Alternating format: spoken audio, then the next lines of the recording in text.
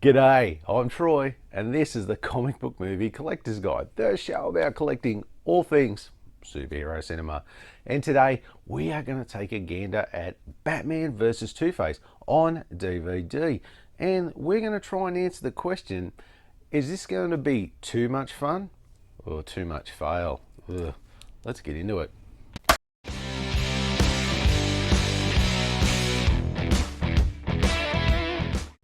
Batman vs. Two-Face is an animated superhero movie with a runtime of 72 minutes.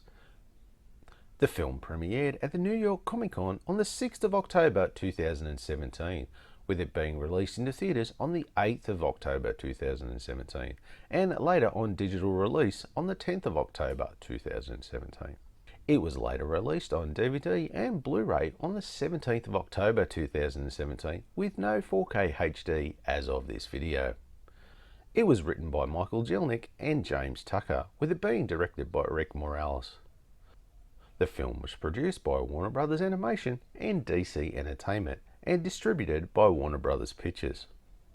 This was one of Adam West's final recordings prior to his death on the 9th of June 2017, with the movie being dedicated to him in his honour. Okay, if we look at the case now, if you look at the front cover, yeah, look, I don't like this one. It's good, but I don't like it as much as the last one. The last one looked like they put a bit more effort. This one looks a little cheap, a bit more rushed. Yeah, so I mean it's still in that vein, but yeah, not as good as the last one, shall we say. The spine, on the other hand, fits in well with the other one. I think that's a nice touch. So they look good together on the shelf. And on the back, yeah, that's not too bad. I like that picture with Batman, Robin, and Two-Face. I think that looks good. But it kind of goes with the feel of the whole thing, so not a bad job there. Now, if we look at the disc, it's just Batman there. It's the same as the last one. It's got that color print on it, but no actual color disc, which I think is just like a missed opportunity there. But I don't know if that costs any extra to do, I suppose. But it would just make it pop a little better. Anyway, overall, look, I like it, but I don't think it is as good as the last one.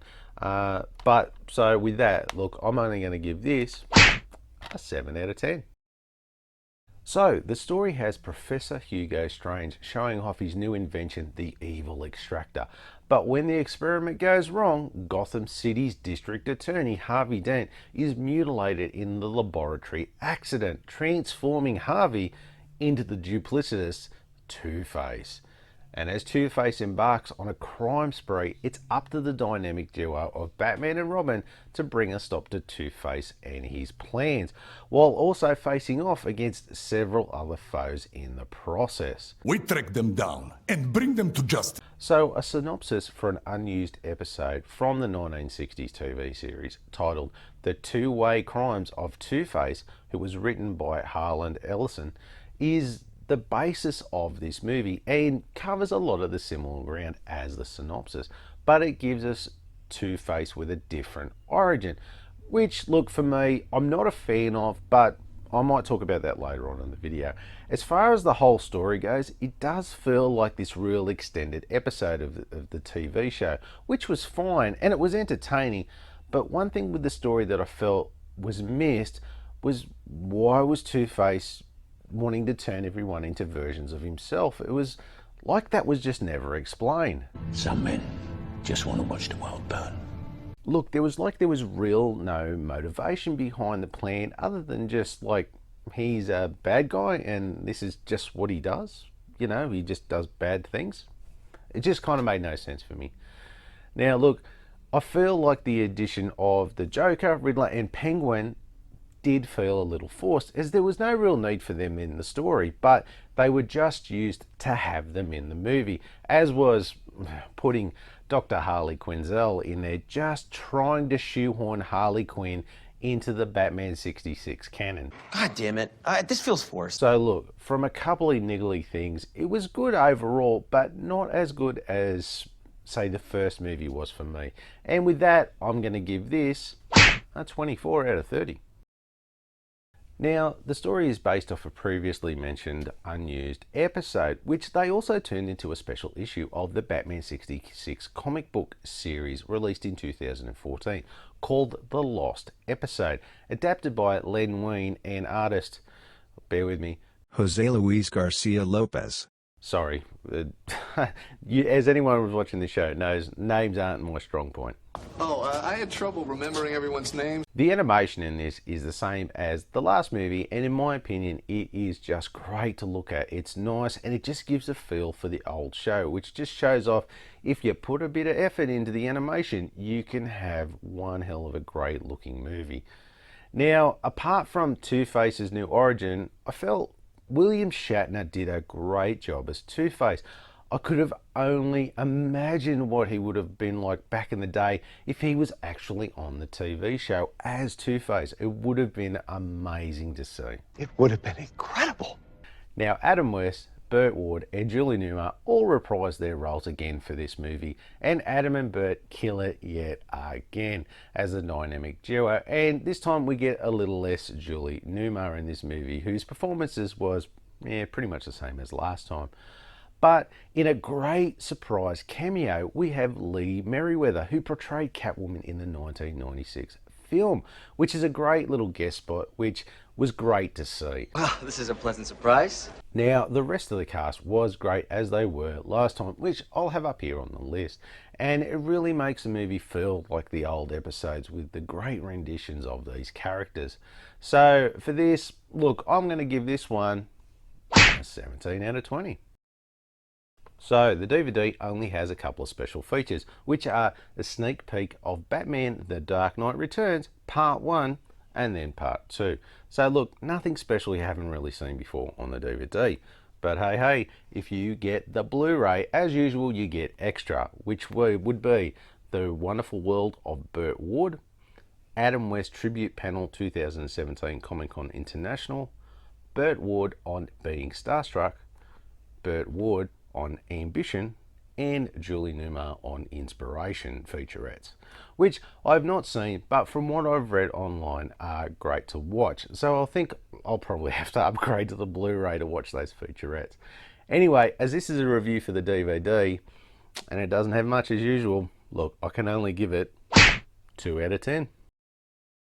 Now, the critic score came in, 100%, and the audience score was 61%.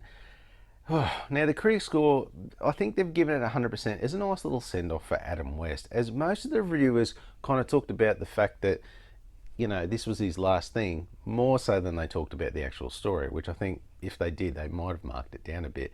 But the audience score is still too low for me, but that usually comes down to someone who misses the point of the show, giving it a low mark because, you know, it's supposed to be funny, campy nature of that 66 series and not serious.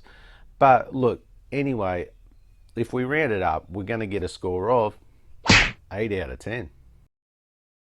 This is another great addition to the Batman 66 canon, with this movie being another fun ride with a dynamic duo.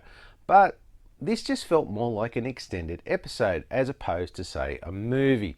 Now, look, I love seeing William Shatner as Two-Face. I thought he was great, and I love how you cannot go past that scene. Yep, all you eagle-eyed viewers out there who've watched the movie would have seen it too. Yep, it's that reference to the Batman slap meme, which was great. I literally laughed out loud when I saw that. It's such a great touch. Nice work, fellas. Crazy son of a bitch, you did.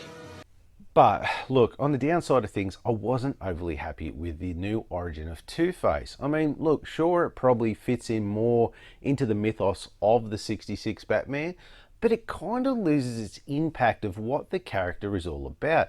It's a man struggling with his mental health who, after being permanently disfigured, unleashes this dual evil persona triggered by his physical scars, as opposed to a guy who just gets gassed, turns bad, and then he can control his physical persona back and forth when he wants. Yeah, look, I kind of think that misses the point of the character. Look, you've got it all wrong. I still enjoyed the movie, even though, look, I kind of have that gripe with it. But I'm only going to give this a 15 out of 20. So, first up is collectability, and if we look at the collector scale, I would say this would be for your comic fan and up, as this is a good movie to have in your collection and a good bookend to your other Batman 66 movie and TV shows if you have them.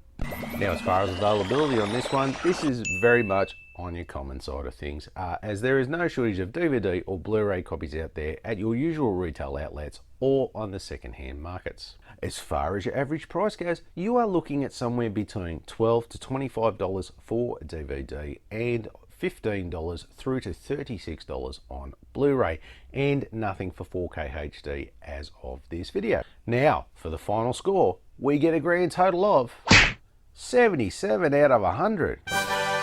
Now, not as good a score as the last movie, but still a great score for this one. So, we asked the question, is this going to be too much fun or too much fail?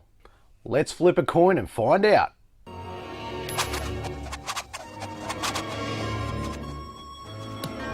Which side? Yep, this was another fun movie with Batman and Robin, but it did have a couple of small hiccups, but still a great send-off for the one and only Bright Knight himself, Adam West.